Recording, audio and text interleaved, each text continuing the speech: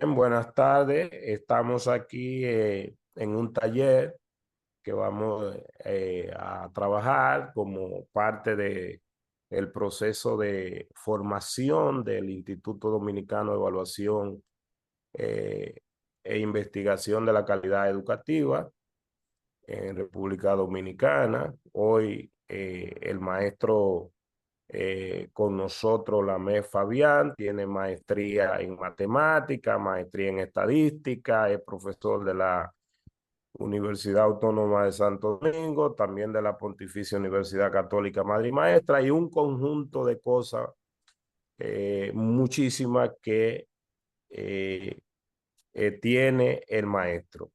Pero hoy vamos a compartir esta charla, este taller, que es parte de los talleres de formaciones que vamos a tener de manera recursiva, continua, con cada uno de ustedes. Nosotros como anfitriones, la Regional 08 Santiago, mi nombre es Juan Toribio Milanés y le dejo con ustedes a el maestro Lamé Fabián, del cual estamos súper agradecidos de este taller que nos va a impartir. Gracias y con ustedes el maestro Lamé Fabián. Sí, gracias, buenas tardes, bueno, casi buenas noches a todos. Vamos a trabajar con algunas instrucciones básicas sobre cálculo de muestra y el muestreo estadístico. Vamos a estar saliendo y entrando a la presentación cuando vayamos a hacer la parte práctica, que me interesa que todos tengan a mano. Una cosa más es que los datos que vamos a usar aquí no son datos reales, sino son datos ficticios, pero la intención en este caso es solamente que ustedes puedan tener las pautas de cómo aplicarlo a su trabajo. Otra cosa es que todos los datos que se van a usar aquí están orientados al área educativa. Por eso vamos a hablar de selección de escuelas, selección de maestros, selección de estudiantes, en vez de hablar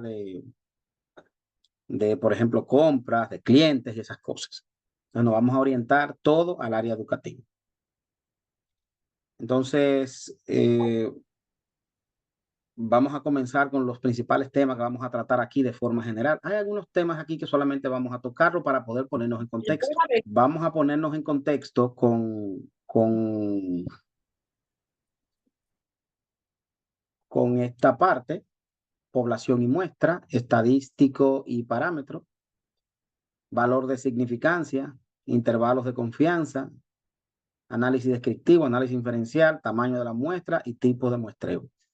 Para nosotros poder entender el tamaño de la muestra y el tipo de muestreo, que son los últimos aspectos que vamos a tratar, tenemos que ver todo esto, por lo menos de manera introductoria, para poder tener un contexto claro de a qué que vamos a aplicarle todo este procedimiento, los primeros 6 puntos. Vamos a ver entonces qué cosa es la población y qué cosa es la muestra. Al final le pongo un libro de referencia, Walpole 2012. Walpole 2012 es un libro de estadística para ciencia e ingeniería. Población, el conjunto de todos los individuos, elementos, eventos u objetos que comparten una o más características observables. Hay que tener cuidado. Una población no es necesariamente de personas, puede ser de personas, pero puede ser de objetos. De hecho, puede ser hasta hechos históricos. Tienen una característica que puede ser que es observable, sobre las cuales se desea obtener información en una investigación estadística. Las características son las variables que van a ser estudiadas. Estas pueden ser finitas cuando el número de elementos está limitado o infinitas cuando no es posible contar sus elementos. No que no sea, no que no se puedan contar, sino que la cantidad es difícil de contar. Eh, por eso el término virtualmente infinito es muy usado en estadística. Eso significa virtualmente infinito, no significa que sea infinita, sino que es una población muy grande. Por ende, se trata como infinito. Eso sería la población. La muestra es un subconjunto representativo de esta población y resaltamos representativo, seleccionado mediante algún método específico, que eso es lo que vamos a tratar aquí. Además, esto permite inferir características, comportamientos o patrones, parámetros de la población. de la total, sin tener que estudiarla completamente. Si la estudiamos completamente, ya no es, no es una muestra, no es un muestreo, se convierte en un censo. Parámetro y estadístico. Un parámetro es un valor numérico que describe una característica de una población completa, como el promedio o la media poblacional, mu, la desviación estándar, rho. Es fijo, este valor es fijo, pero generalmente es desconocido, ya que rara vez se estudia la población completa. Estos datos de las poblaciones, por lo regular, lo tienen, en el caso nuestro, la Oficina Nacional de Estadística, y para estos casos debe tenerlo el Ministerio de Educación. El parámetro es el valor numérico medido de la población. Ahora, el estadístico es una medida calculada, pero a partir de la muestra, y se usa para estimar o inferir el valor del parámetro poblacional correspondiente. Se representa habitualmente con letras latinas como X, Y, A, B, etc. Es importante saber que un parámetro y un estadístico es lo mismo, solo que el parámetro se obedece a la población, el estadístico obedece a la muestra. Significancia y confianza estadística. Confianza estadística o nivel de confianza es la probabilidad de que un intervalo de confianza contenga el valor verdadero del parámetro poblacional. Se expresa comúnmente con porcentaje como 90%, 95%, 99%. Y esos tres números, 90, 95 y 99, no lo pusimos porque sí, sino porque son los tres niveles de confianza más utilizados. Y representa el grado de certeza con el que se hacen inferencias estadísticas. Es decir, cuando decimos 95% de confianza, estamos dando un nivel de precisión sobre una inferencia de la muestra hacia la población. Significancia estadística o nivel de significancia es la probabilidad de cometer un error tipo 1. ¿Qué cosa es un error tipo 1? Rechazar la hipótesis nula cuando en realidad es verdadera. Se denota por la letra griega alfa. Y los valores típicos más comunes son 0.10, 0.05 y 0.01. Un resultado se considera estadísticamente significativo cuando el valor P es menor que ese valor alfa. Y aclaro algo ahí. El hecho de que aquí se utilice 0.10, 0.5 y 0.01, complementos de 90%, 95 y 99, no es al azar. Se utiliza de esa forma porque es la manera más cómoda de trabajar. Inmediatamente yo tengo un 90% de confianza, automáticamente la significancia o error que yo acepto en mi investigación es de 10%. Eso no significa que tenga que ser así. Puede ser que nosotros tengamos un nivel de confianza de 90% y un error de un 5%. Lo que pasa es que para que no haya confusión, se maneja de manera complementaria. De hecho, los software estadísticos, los programas estadísticos, así que lo hacen, usando el complemento. Vamos a ver, dentro de los análisis que debemos tener en nuestras investigaciones está el análisis descriptivo. El análisis descriptivo no se hace solamente poniendo un texto, un gráfico, una tabla, etc. Hay combinaciones de esto.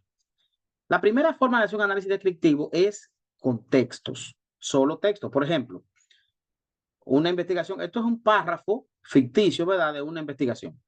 Durante el primer semestre del año 2024, se encuestaron a 120 estudiantes del Centro Educativo en Arte Julio Alberto Hernández sobre sus hábitos de estudio. El promedio de las horas de estudio semanales fue de 14.6 horas, con una desviación estándar de 4.2 horas. Esto es promedio, esto es desviación estándar. Esto significa dispersión, la desviación estándar. El 60% de los encuestados manifestaron estudiar en horarios nocturnos, mientras que el 25% prefiere las tardes. Además, el 70% de los estudiantes aprobó todas sus asignaturas en el semestre y se observó que quienes estudiaban más de 15 horas semanales tenían una tasa de aprobación del 85%. Mire que ahí no hubo una tabla, ahí no hubo un gráfico, solo hubo un texto y eso fue una parte descriptiva. Eso significa que hay informaciones que se pueden dar solo con textos. Pero también puede haber una combinación de tablas y textos. Por ejemplo, esta es una tabla donde se hizo un trabajo y ahí nosotros tenemos 3 asignaturas: matemática, lengua española y ciencias naturales. Estos son los promedios de rendimiento de esas 3 materias, la desviación estándar de ellos y los porcientos de aprobado. Esa tabla va acompañada de un texto. yo lo puse el texto debajo de la tabla en esta diapositiva, pero no necesariamente eso tiene que ser así. Hay inclusive revistas y normas que te especifican, que te piden que primero el texto y luego coloque la tabla. Hay universidades, de hecho, que en sus trabajos de investigación presentan primero el texto y al debajo del texto ponen la tabla. Lo común para nosotros es esto, lo que estamos mirando aquí. Primero ponemos la tabla y luego debajo describimos esa tabla. Por ejemplo, en este caso decimos una serie de informaciones como que los datos muestran que la lengua española fue la asignatura con mejor desempeño promedio, 81.3 puntos, y mayor porcentaje de aprobado, 90%, lo cual podría indicar, miren que aquí se da una información que no se ve en la tabla. Esto podría indicar una mayor afinidad o dominio por parte del estudiantado. En contraste, Ciencias Naturales presentó la menor media, 75.6, y el más bajo porcentaje, 76%, junto con la mayor dispersión de la calificación, desviación estándar 7.1, lo que sugiere, y esta información tampoco se ve en la tabla, lo que sugiere una mayor variabilidad en el rendimiento de los estudiantes en esta materia. Matemática mostró un rendimiento intermedio con una media de 78.4% y 82% de aprobación. Si ustedes se dan cuenta, por lo regular en una tabla no es solamente decir lo que está ahí, también es decir cosas que están ahí pero que no se ven a simple vista. Por ejemplo, como ese dato de 7.1 que indica mayor dispersión. Eso significa que hubo mucha diferencia entre las calificaciones de los estudiantes en la asignatura de ciencias naturales. Entonces, la idea aquí es que vean que en un análisis descriptivo podemos usar tablas y textos, pero también podemos usar gráficos y textos. Aquí tenemos un gráfico con los promedios, con los porcentajes de las asignaturas que vimos ahorita, pero ahora en forma de gráfico. Y vemos que el gráfico muestra el porcentaje de estudiantes que aprobaron en 3 asignaturas diferentes. Se observa que, y aquí damos los detalles. Y ahí lo que estamos mencionando es que en lengua española tuvo el mayor porcentaje, 90%. En matemática ocupa el segundo lugar con 82%. Y en ciencias naturales tuvo el último lugar, donde presentaron mayor cantidad de dificultades, 76%. Ahora bien, en ese aspecto donde tenemos los mayores porcentajes de aprobación, ciencias naturales, 76%, lo que podría indicar mayores dificultades por parte del estudiantado, ya sea por la complejidad de los contenidos o por aspectos metodológicos. Entonces, miren que ahí se podría comenzar a pensar en qué tipo de problema o qué tipo de aspecto genera esa problemática de baja aprobación en esa asignatura, o bueno, la más baja aprobación. En consecuencia, se podrían revisar los enfoques didácticos de ciencias naturales para elevar rendimiento y lograr una mayor igualdad en los resultados académicos. Miren cómo se podría sugerir inmediatamente algún tipo de medida para poder mejorar esta dificultad que se presenta en ese gráfico. La idea aquí esencial es que nosotros veamos cómo usar un gráfico y un texto para describir información.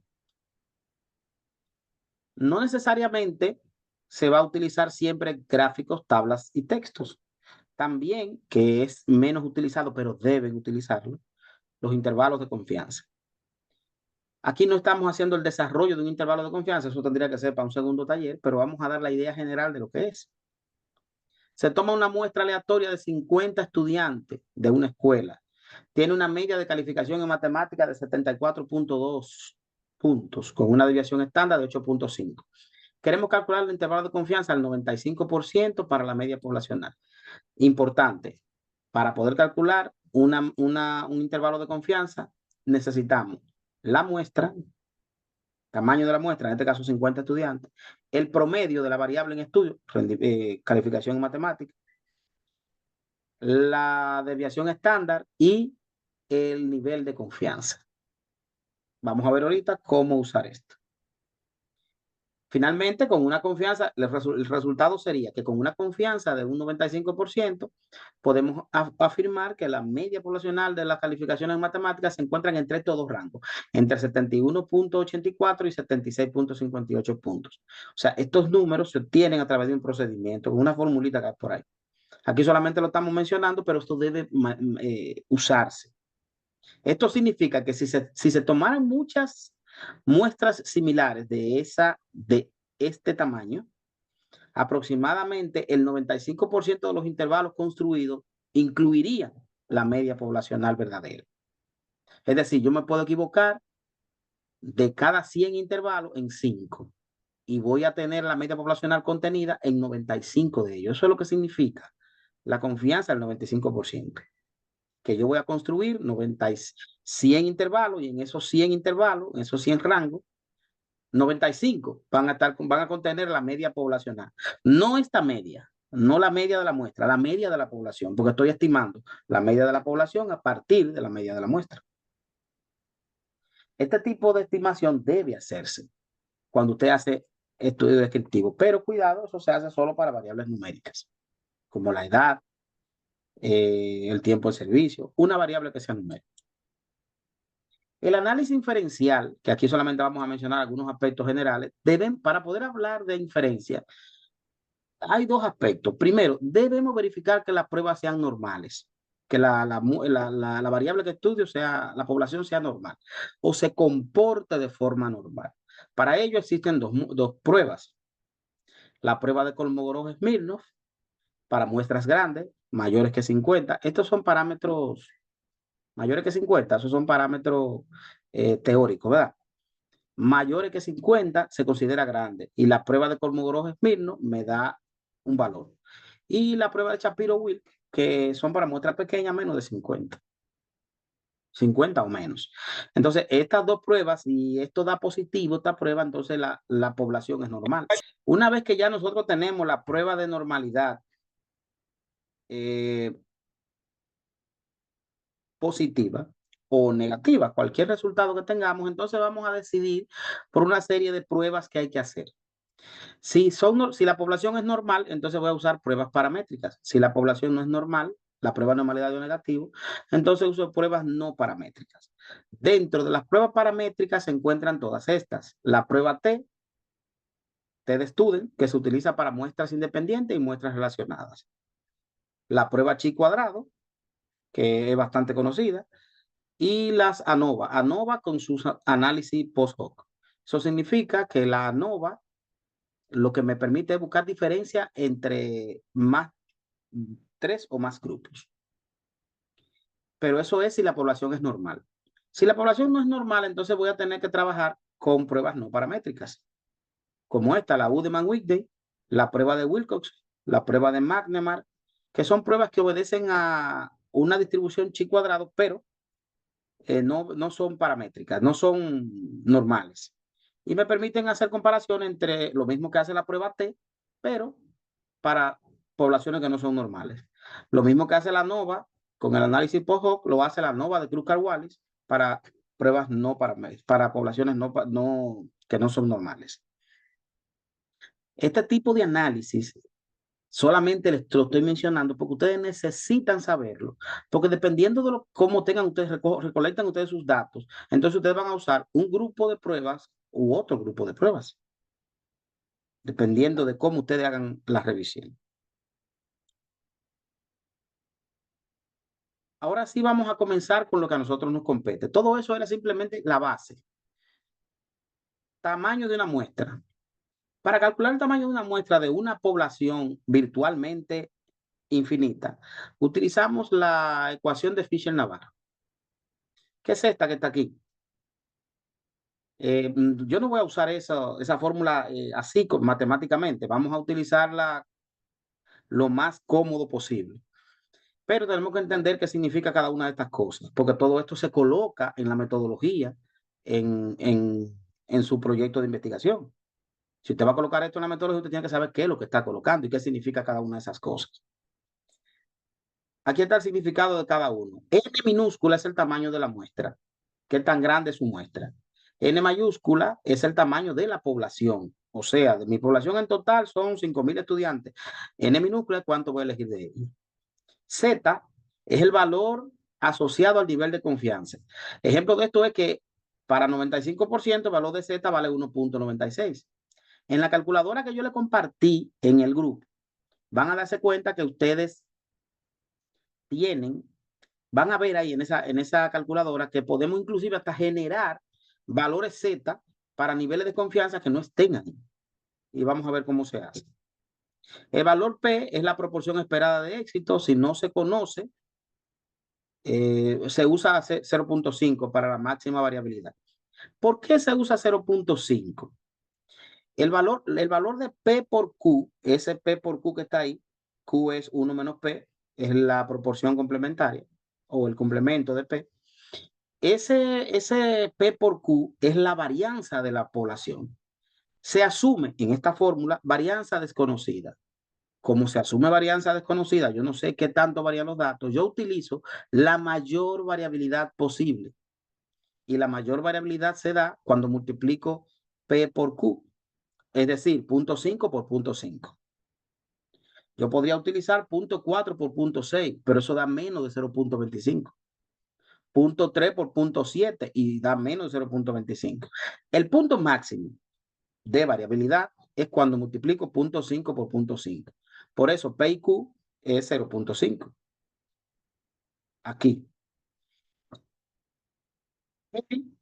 Es el margen de error tolerado, expresado como decimal, o sea, no como por ciento.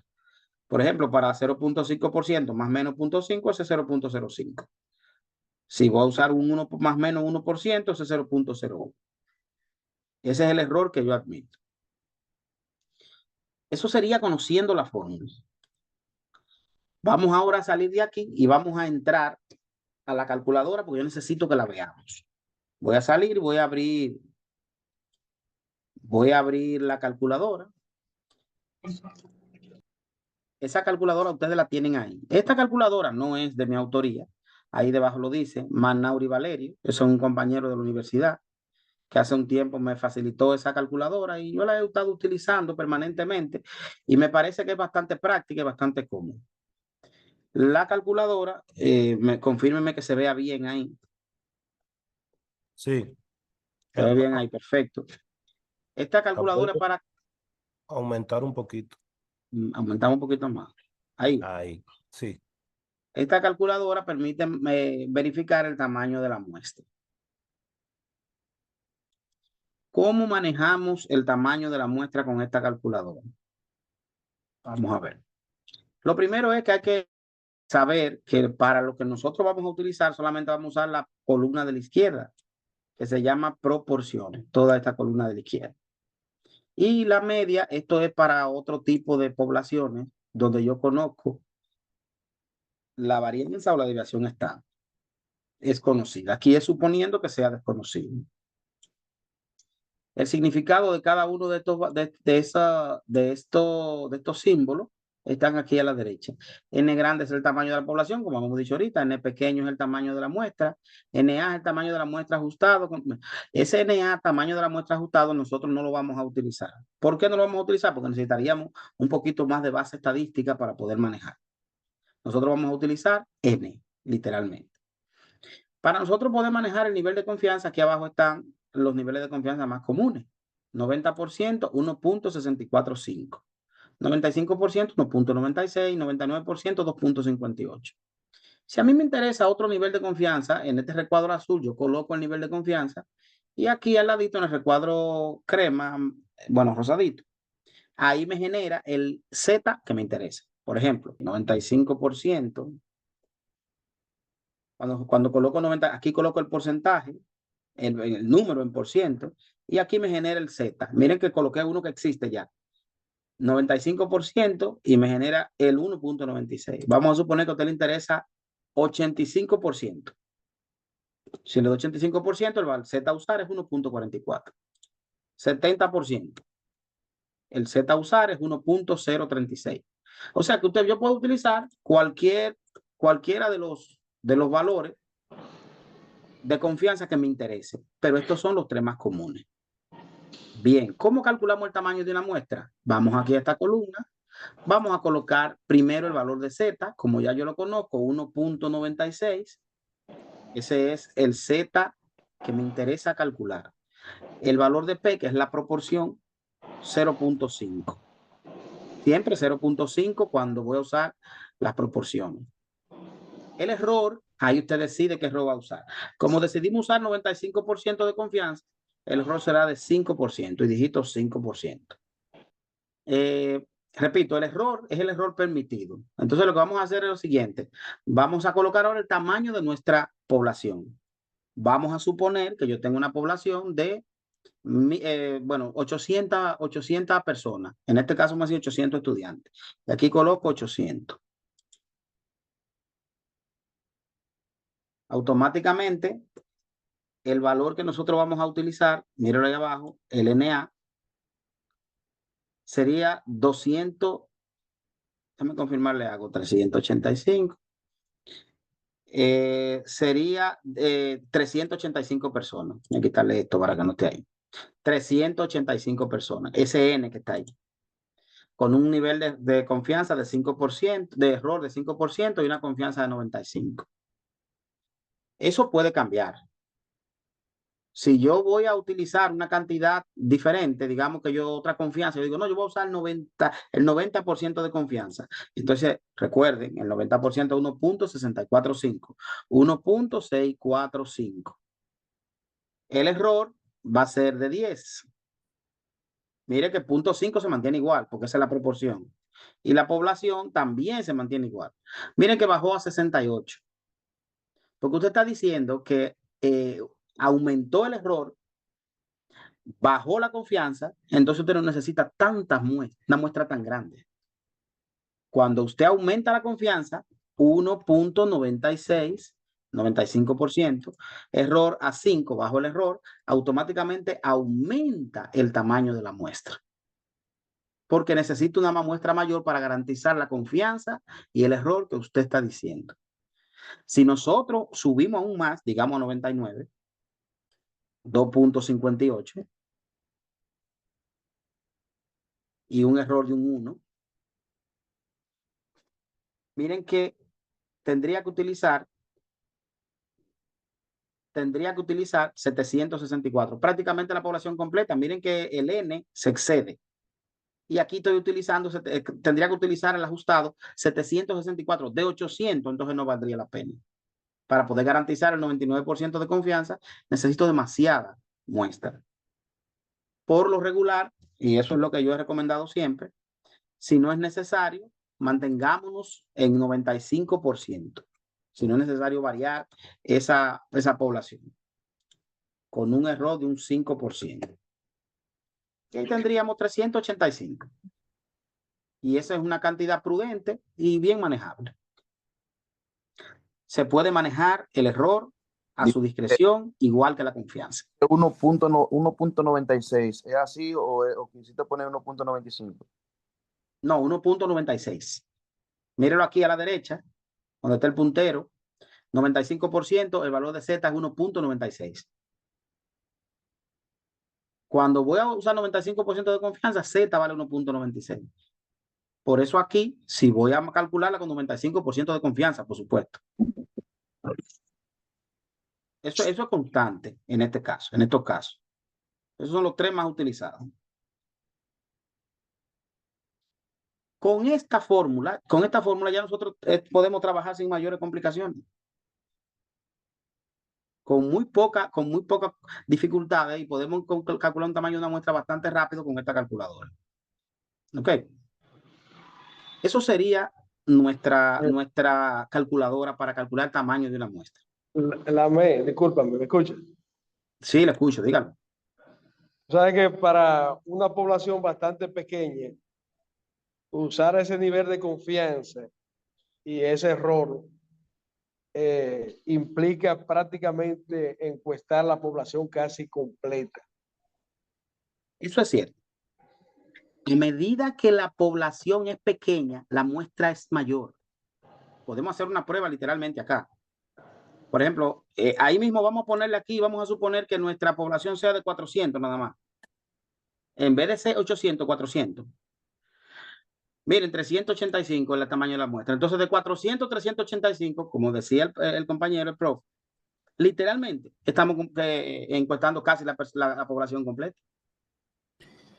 Lamé, Dígalo. saludo. Veo que ese 385 no varía. Colócale que la población es 180, donde tiene 400. Ponle 180 en vez de 400. Ajá. De resultado te queda 385, por lo que veo que lo que está variando es NA, no N. Sí, la muestra ajustada. Ajá, es por eso, cuando usted tiene una muestra pequeña, entonces la muestra ajustada es la que usted utiliza para poder manejar su tamaño de muestra.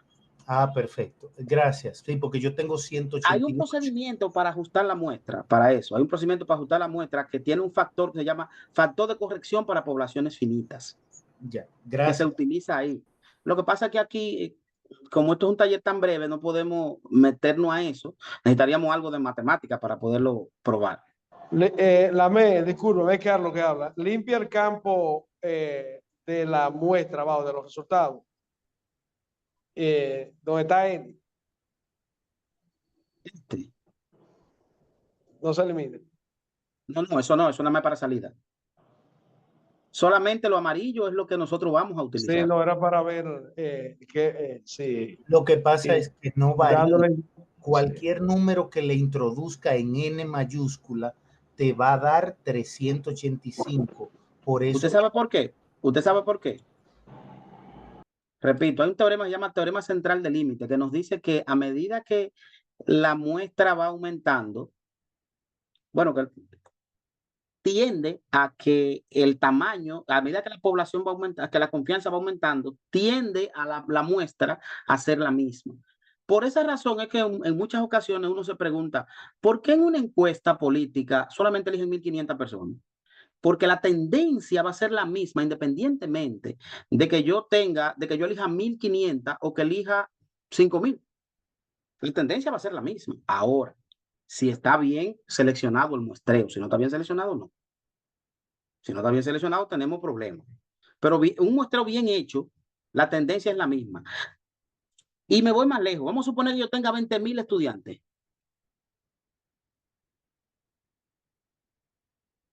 385, igual. Porque la tendencia es la misma. Digo, para esta confianza y esta confianza y este nivel de error. Porque si yo aumento la confianza y disminuyo el error, eso va a aumentar. En conclusión, para la elección entonces de la muestra, si aplicamos este cálculo, utilizamos el número que arroje NA, porque ese es el que va a variar. Porque si yo tengo 188 como la población y le aplico un muestreo, no puedo elegir 385. Entonces No, yo estoy de acuerdo con usted, pero para un muestreo, para una muestra pequeña, para una población pequeña, la muestra debería ser, como dijo Carlos Feli ahorita, la muestra debería ser prácticamente la población, un censo, literalmente, para una población pequeña. Porque de 100 docentes que usted está estudiando, no conviene elegir de que 25. Lamé. Dígame. Saludos, Leonido de este lado. Leonido, ¿cómo estás? Sí, bien. Excelente la exposición tuya. Fíjate, a los demás compañeros, como usted decía, Lamé, cuando la población es relativamente pequeña, como en el caso que usted expuso de 100, en investigaciones que tienen que ver con el ámbito educativo, entonces conviene que tú utilices la población completa porque no significa grandes esfuerzos para tú llegar al universo. Ahora bien, cuando tu población, exactamente, cuando tu población ya es relativamente grande, pues va a demandar que se muestre, porque los recursos que tú vas a poner en ejecución van a ser muchos más. Entonces, por eso conviene entonces muestrear. Esa es una desventaja del muestreo. Una pregunta. Reduce los costos. Dígame. Junior Renato, de este lado. Entonces, el parámetro N del muestreo depende de Z de P y de E, ¿correcto? Sí. Más que de Z de P de E, depende de Z, que es la confianza, y de E, que es el error. Ok. O sea que si yo cambio esos parámetros, pues obviamente el 385 va a variar, ¿no? Sí, sí, claro. Póngale, por ejemplo, 4%. Automáticamente cambia. Ok. Porque usé menos error. Menos error, una muestra más grande. Necesito mayor cantidad de unidades muestreadas para poder garantizar el error que estoy diciendo que voy a aceptar. Y si lo bajo más 3, aún aumenta más. Y una pregunta, realmente como criterio para poder utilizar esta tabla, ¿sería recomendable que el tamaño de la muestra, por ejemplo, la población, el N mayúscula, sea por lo menos superior al N calculado, ¿no? Que va a ser mayor al N calculado. Lo que pasa es que para poblaciones pequeñas existen ese tipo de restricciones, pero para poblaciones pequeñas. De hecho, cuando trabajamos con poblaciones pequeñas, no calculamos un tamaño de una muestra, usamos la población. Y se explica en la investigación que se usó toda la población debido a que esta era de un tamaño pequeño. Claro, Ahora, pero cuando la población es grande, no, ahí hay procesos de selección. ok. Es recomendable siempre, cuando usted tiene una población pequeña, muy pequeña, llámese muy pequeña, a que usted no tiene inversiones mayores, como mencionaba Leonido ahorita, inversiones grandes para usted a levantar los datos. Pero cuando usted tiene una muestra grande y tiene que, para llegar a la cantidad que usted necesita, hacer una inversión, bueno, a la población completa, a hacer una inversión importante de dinero, entonces usted dice, no, espérate, vamos a muestrear, porque yo no puedo seleccionar toda la población. Pero si la población es pequeña, no. Pero hay un punto en el que la confianza, si la varianza es fija, si P es fijo y N es fijo, el error, y con confianza y error, me va a dar 95%, 5%, 385. Eso es invariable. Eso se puede hacer el cálculo literalmente en un programa, en una calculadora, usando la fórmula que mencionamos ahorita, y nos va a dar 385. Ese es el valor que nos va a arrojar. Ahora, ¿usted quiere un tamaño mayor de muestra? Bueno, usted tiene que saber que una muestra más grande, usted tiene dos factores para manejarlo. O sube la confianza o baja el error. Y automáticamente sube la muestra. Eso es automático. Una cosa más es que la muestra ajustada y la muestra, el NA y el N, son relativamente cercanos porque son poblaciones finitas, pero hay que tener cuidado. Cuando son poblaciones pequeñas, las cosas se distorsionan. Si son muy pequeñas, una cosa no es igual a la otra. La diferencia es significativa. Pero esta fórmula es la que yo siempre, digo, esta tabla es la que yo siempre he utilizado, esta calculadora, que me ha dado buenos resultados. Claro, cuando yo no trabajo con poblaciones pequeñas calculando una muestra, usamos directamente la población completa cuando son poblaciones pequeñas. La vamos a dejar ahí porque la vamos a estar mencionando, la vamos a estar utilizando. Vamos a mirar ahora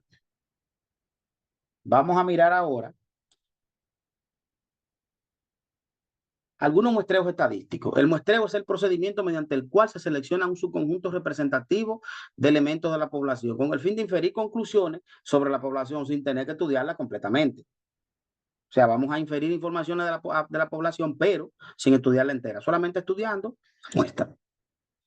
Tipos de muestreo. Nosotros vamos a ver varios tipos de muestreo. No lo vamos a ver todo por el asunto de tiempo, pero sí vamos a ver algunos que son los que creo que vamos a utilizar en las investigaciones que están acá. Muestreo aleatorio simple, ese es el más común.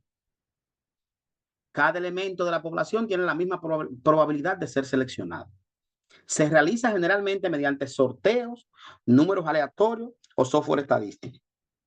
Por ejemplo, se seleccionan 50 estudiantes al azar de una lista de 500 usando una tabla de números aleatorios o un software estadístico. Vamos a hacer ese ejemplo en Excel. Vamos a ver, yo voy a buscar una hoja de cálculo. Tengo una muestra donde tenemos una muestra ficticia. Aquí está. Este es el ID, este es el nombre completo de 500 estudiantes. Ahí tenemos 500 estudiantes que son, de ahí vamos a tomar una muestra aleatoria usando un muestreo aleatorio simple de 50. Ahora bien, usando la tabla se complica el asunto, por eso vamos a utilizar, no que se complica, sino que es más lento el proceso. Vamos a generar una muestra de 50 que nosotros vamos a manejar aquí. Aquí tenemos entonces, vamos a utilizar una sentencia que se llama aleatorio entre. Esa sentencia aleatorio entre, esa es una sentencia de Excel. Y esa sentencia lo que hace es que genera un número aleatorio entre otros dos. Por ejemplo, entre 1, que es el ID, la primera persona, José Rodríguez, hasta el último, 500. O sea, lo que vamos a hacer aquí es generar un número aleatorio entre 1 y 500, incluyendo el 1, incluyendo el 500, por supuesto. El número 2, porque recuerda que está en la celda 2, José. No, no es el número 2, no. El número 1 Sí. es de 1 de orden, Sí, es el orden. ¿Y la celda? No, no es la celda. Yo no me refiero a la celda, nos referimos al orden solamente. Entonces, Sí, cuando él me genere un número, por ejemplo, lo que pasa es que 5. Okay. 5. Entonces yo voy a la posición 5, que está en la celda 6. Pero a mí lo que me interesa es la posición 5. Por eso le puse un ID. Este número es el ID. Entonces yo genero es el ID, no la celda. Si lo voy a hacer así, tendría que eliminar esa línea para entonces trabajar con la celda. Ahí está la primera, el 5. Entonces el 5 iría, este 5 iría seleccionado en la muestra. Entonces nosotros lo que hacemos es que le damos hacia abajo y seleccionamos 50. O sea, llegamos hasta 51, que son los 50. Pero miren que ahí esos números están diferentes. Entonces yo voy a seleccionar, esos son las muestras que nosotros tenemos. Ahí vamos a marcar esos elementos. El número 6 es parte de la muestra. El número 26 es parte de la muestra. Y así sucesivamente. Y ahí marcamos los 50 que nos interesan a nosotros. ¿Qué desventaja tiene este muestreo? Que pueden haber segmentos que queden sin representación. Lo que significa entonces que ahí tendríamos un hueco con problemas. Tendríamos ahí un vacío. O podría haber un vacío, no necesariamente, pero podría haber un vacío. Que serían algunos segmentos de la población en estudio que no van a estar representados. Estos serían mi muestra. Y esos son lo que yo voy a estudiar en el estudio que esté haciendo. Ese es el más sencillo, pero algunas veces es el más costoso si la población es muy grande. Ese sería nuestro primer caso. Esa es una forma de hacerlo.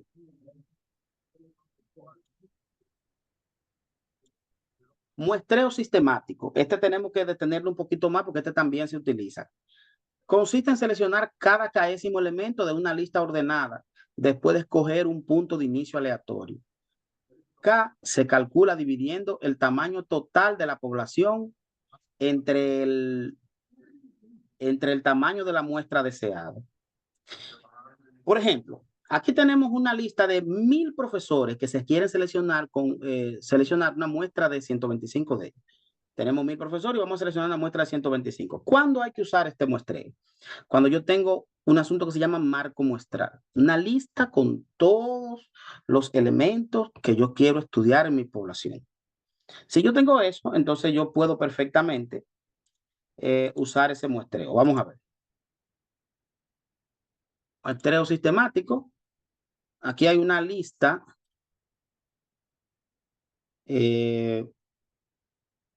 Esta lista contiene, si miramos, esta lista contiene 1000 profesores. Le agregué al lado el área en la cual ellos trabajan.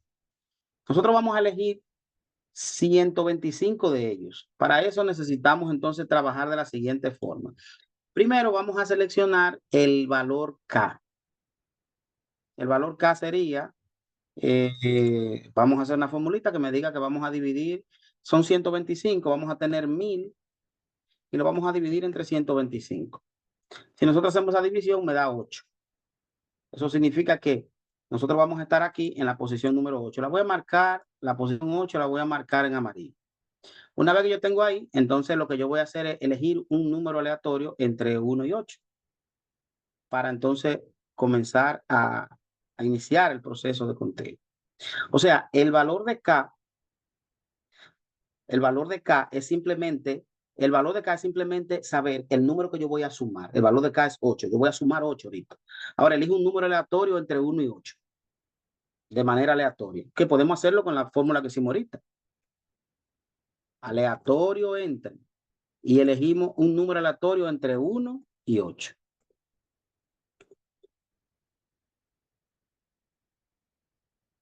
Y me da, bueno, justamente el número 8. Ok. Entonces, a partir de ahí yo voy a sumar 8, a partir de la posición 8. Si me hubiese dado 5, bueno, yo comienzo en la posición 5 y comienzo sumando 8. Este es el número que yo sumo. Y este es el número que yo voy a, y este es el número de, el origen o punto de partida. Cambió porque yo he estado actualizando la otra. Pero vamos a suponer que sea ese 6. A partir de 6, entonces yo elijo el 6, lo voy a poner de color. Vamos a suponer que sea este. Sumo 8, 14. Pongo el color. Más 8, 22. Y así sucesivamente. Así continúo hasta llegar a la posición 1000. Todo ese conteo me genera alrededor de 125. Una muestra de un tamaño 125. ¿Qué ventaja tiene ese muestreo? La ventaja de ese muestreo es que permite tener todos los grupos representados. Todos, sin excepción. Se utiliza cuando yo tengo un marco muestral claro y bien definido. Si está claro y bien definido, bueno, este muestreo ayuda. Y ahí nosotros tendríamos ya otra manera de seleccionar la muestra en una población que tenemos, en una única población definida. Además, es importante saber que este muestreo ayuda a esa selección, pero yo debo tener una población, un grupo único. Ahí yo no estoy diciendo que la gente de informática son más o menos que la gente de inglés, por ejemplo. Que los profesores de inglés. No, no, no. Ahí estamos diciendo simplemente que lo estamos seleccionando. Y ahí ya nosotros tendríamos nuestra muestra hasta llegar al final. Ese sería nuestro segundo tipo de muestreo. El siguiente, que es el muestreo estratificado con afijación proporcional. Este es el muestreo que más debe utilizarse porque es el más común, el que más se da en las escuelas. Es un muestreo estratificado, un tipo de muestreo estratificado. La población se divide en estratos homogéneos. Por ejemplo, se puede dividir por edad, bueno, rangos de edad, género, zona geográfica. Y se toma una muestra de cada estrato. Cuidado aquí con la zona geográfica. La zona geográfica no significa que yo voy a elegir, por ejemplo, una persona de Puerto Rico y una persona de República Dominicana, porque son contextos heterogéneos. Ahí se convertirían en conglomerados, que es otro asunto. Estas zonas geográficas son zonas geográficas relativamente cercanas. Por ejemplo, el distrito 08 y el distrito 05 de la regional de Santiago, para decir algo, el distrito 06, 05, son homogéneos porque tienen poblaciones más o menos iguales. Por eso se menciona zona geográfica. Y se toma una muestra dentro de cada estrato. La fijación proporcional lo que significa es que la cantidad de elementos seleccionados de cada estrato es proporcional al tamaño de cada uno de ellos dentro de la población total. Por ejemplo, vamos a ver un caso donde nosotros vamos a trabajar con estratos de ese tipo. A fijación proporcional. Vamos a revisar un ejemplo de afijación proporcional. Vamos a suponer que nosotros tenemos 7 escuelas que se seleccionaron. Cada una tiene esta cantidad de alumnos para un total de 4,000 alumnos. La escuela, el Centro Educativo Juan Pablo Duarte tiene 825, el doctor Miguel Canel. Ahora, lo primero que nosotros vamos a hacer es averiguar qué tamaño de la muestra que nosotros vamos a usar. Entonces, de 4,000 que tenemos, en total, yo voy a estudiar a 4,000 alumnos. Yo quiero saber qué proporción voy a elegir porque no lo puedo estudiar a los 4,000. Entonces, nos vamos a nuestra fórmula y aquí le vamos a poner los 4,000. Aquí 1.96, 0.5 y 5%. 385 estudiantes. Entonces, nosotros vamos a venir aquí a nuestra...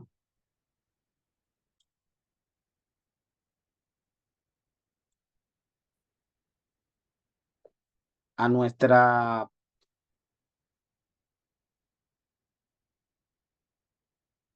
hoja, a nuestra hoja de cálculo y vamos a ver que vamos a elegir 385 personas. Perfecto, ya nosotros tenemos la muestra. El siguiente paso es la proporción. La proporción, por eso se llama fijación proporcional. La proporción es la siguiente.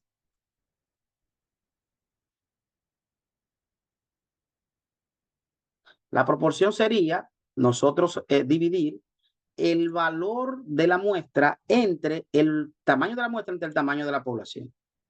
Eso me daría un 9.0.0962.5, o sea, un 9.625%. ¿Ok? Entonces, esa es la proporción de la muestra. Lo que pasa es que esa proporción es 9.6%, pero el 9.6% de 825 no es la misma cantidad que de 1,200. Lo que significa entonces, aquí vamos a elegir muestra y vamos a colocar cada proporción que nos toque. Por ejemplo, aquí vamos a tener 825 se va a multiplicar por esta cantidad. ¿De acuerdo? Aquí vamos a colocarle entre las 6 y el 11 el signo de peso para indicar que ese número se va a quedar fijo para que no se mueva. El que se va a mover es la cantidad de alumnos. Entonces de ahí se van a elegir 79 alumnos. Aquí vamos a tener lo mismo, le damos hacia abajo, lo vamos marcando hacia abajo. Y ahí vamos a tener la cantidad de alumnos que se deben seleccionar de cada uno. De la que tiene 1,200 se van a elegir 115, pero de la que tiene 277 se van a elegir 26. Si nosotros hacemos la sumatoria de esto, 385, que es este total que está aquí. Por lo tanto, nosotros esto lo vamos a redondear, lógicamente, no se puede dejar así. En muestreo siempre debe redondearse hacia arriba. Pero aquí lo vamos a seleccionar solamente un redondeo regular, ¿verdad? Hacia arriba significa que si yo tengo 27.1, es 28, automáticamente. Entonces aquí ya nosotros tendríamos la cantidad de cada uno de los estudiantes que se van a muestrear. Ahora bien, ¿cómo yo voy a elegir estos que están aquí en cada escuela? Yo no puedo ir y simplemente pararme en la puerta y comenzar a preguntar. No, debe ser que aplique muestreo aleatorio simple dentro de la escuela. Si yo voy a trabajarlo por grado, entonces yo debo seleccionar los grados. ¿Cuáles son los grados? Bueno, voy a trabajar en el primer ciclo, primero, segundo y tercero. Entonces, estos los voy a trabajar en los 3 grados. Vamos a suponer escuela 1. En la escuela 1 vamos a trabajar los 3 grados. El grado A, el grado B y el grado C. En el grado A, entonces, vamos a elegir, dependiendo de la cantidad de estudiantes que tengan cada uno. Vamos a suponer que en el grado A hayan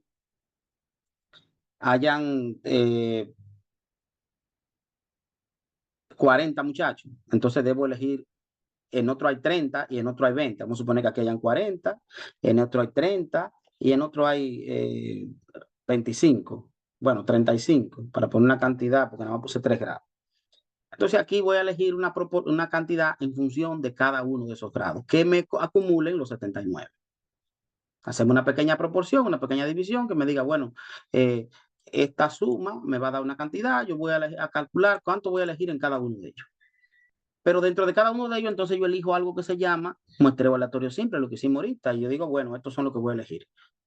Puede utilizar un criterio de selección también. Ese criterio de selección puede ser, por ejemplo, los números pares de los cursos. Usted no conoce a los estudiantes, yo voy a elegir los pares. O voy a elegir un par y un impar, un par y un impar. O voy a elegir cada 3, voy a elegir uno, porque necesito hacerlo así para poder conseguir muestrear a todos. No elegir del 1 al 10, porque del 10 en adelante entonces no va a haber representación. Entonces miren que ese tipo de muestreo se llama en varias etapas, porque aquí hemos seleccionado las escuelas. Si yo estoy estudiando 100 escuelas, elegí 7, o 20 escuelas, elegí 7. De esas 7, entonces elegí una muestra de estudiantes. Dentro de esos estudiantes que están en la escuela, voy a elegir unos grados. Y dentro de esos grados voy a elegir unos estudiantes. Miren todas las etapas. Eso se llama un muestreo polietapa. En este caso, lo que vamos a hacer entonces es seleccionar, como vamos a tener 75, 79, vamos a sumarlo acá. Y vamos a suponer aquí que nosotros vamos a hacer la fijación proporcional, que serían los 79, dividido entre los 105 que nosotros tenemos. 75% de los estudiantes de esos 3 grados se van a usar. ¿Cuántos son de la? Bueno, vamos a tener de la esa cantidad multiplicado por 40. Entonces de la tenemos 30 estudiantes. Luego del B,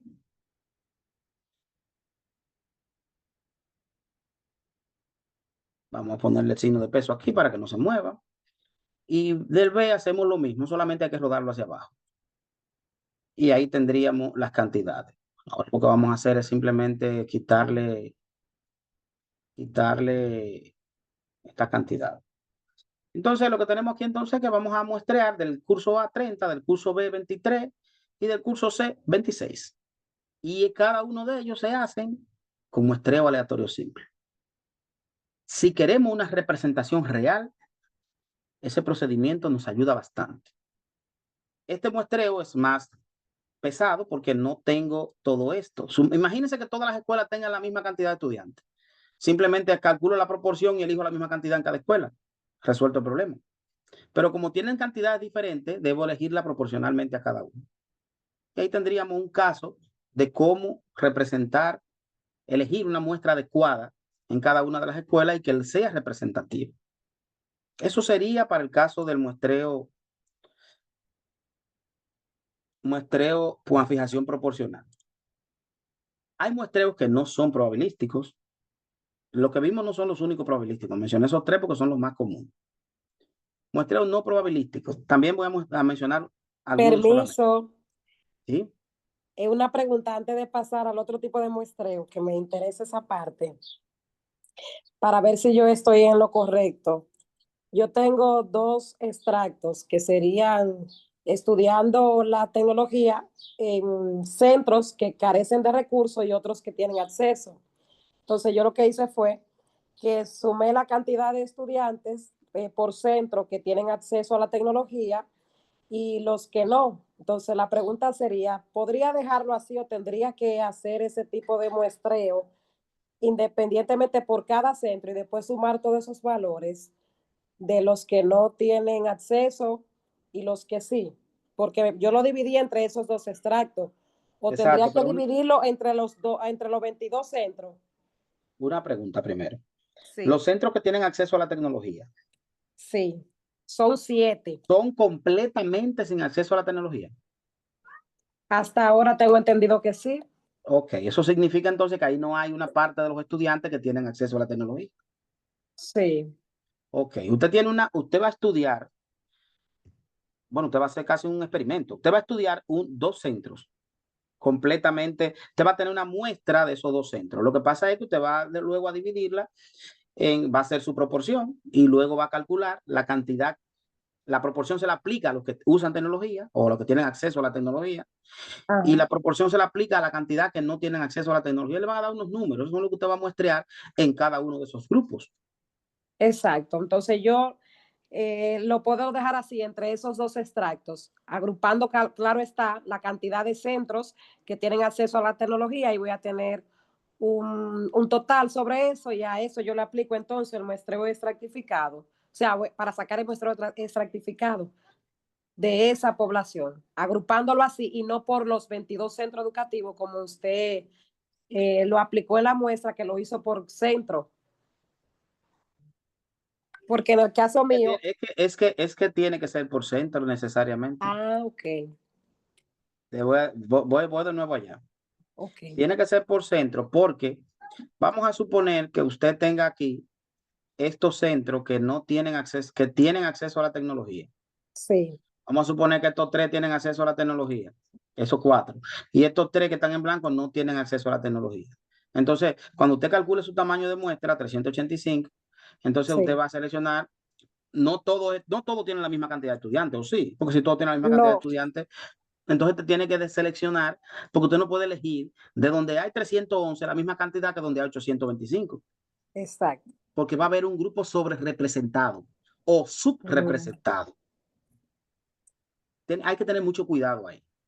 Sí. La sobre representación de los grupos puede causar que usted saque conclusiones que no son del todo reales.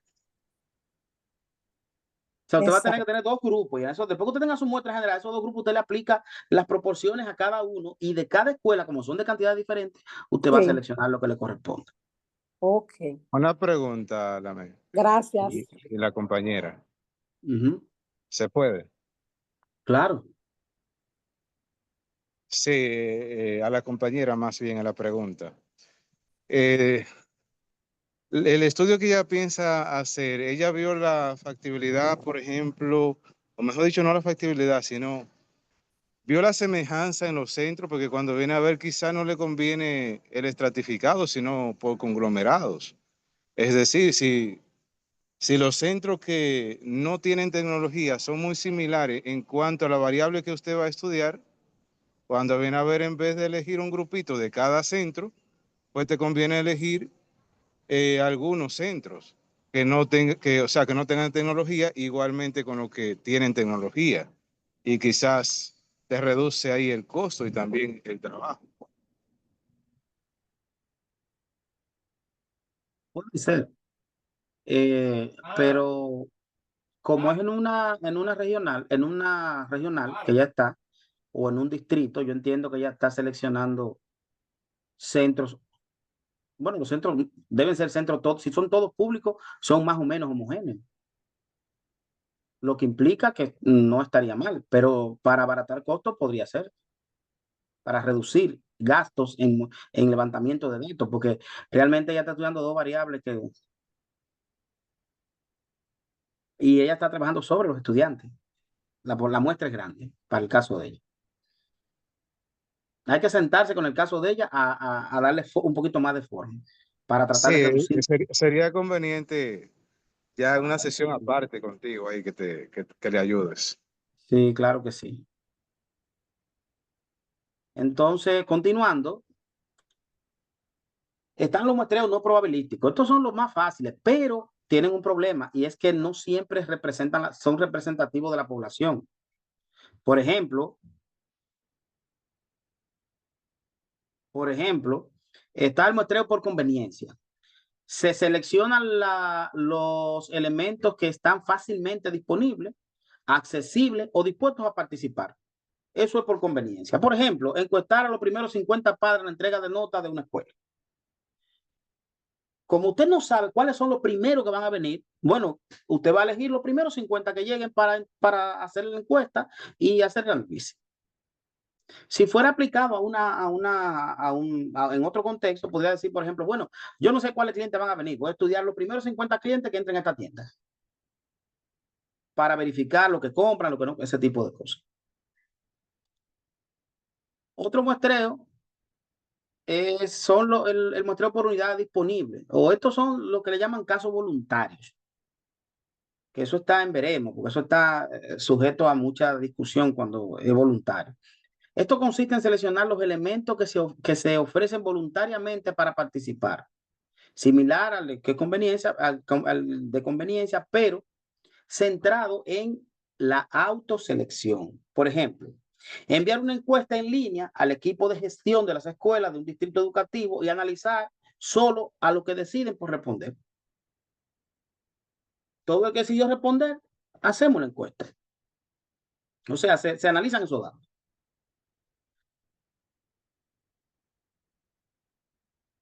Finalmente, este taller va a constituir un paso firme para que nosotros mejorar la gestión educativa, que sea más informada, fundamentada y orientada a nosotros tomar datos.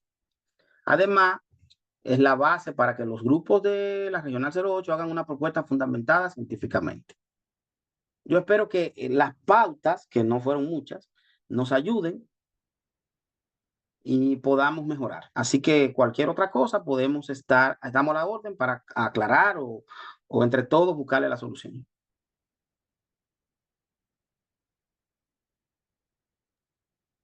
Bien, queremos dar la gracia al maestro Lamé Fabián, que ha iniciado voluntariamente para ayudarnos en este taller de formación. Lo hemos hecho un poco abierto. Ha sido muy dinámico la participación.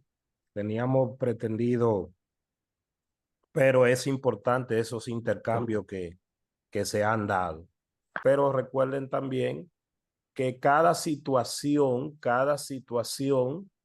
es diferente. Por eso el maestro Lamé le decía que hay que evaluar bien las situaciones. Por ejemplo, en el caso de la escuela, hay que estar seguro de que ningún estudiante de una escuela tiene acceso a la tecnología, porque pudiera entonces, si hay algún elemento que tiene acceso, luego entonces eso también dañaría la investigación, porque estaríamos asumiendo un supuesto que no necesariamente es. Entonces, En ese caso, maestro Milán, en ese caso, yo siempre recomiendo que vayan y hagan una primera observación al campo donde se va a hacer el estudio.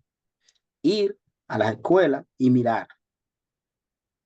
Si hay elementos que utilizan tecnología en una escuela, pero la gran mayoría no, entonces ahí se establecen criterios de inclusión. El criterio de inclusión sería que no use tecnología. Todo el que usa tecnología automáticamente queda fuera del marco muestral que se vaya a estudiar, que se vaya a seleccionar la muestra.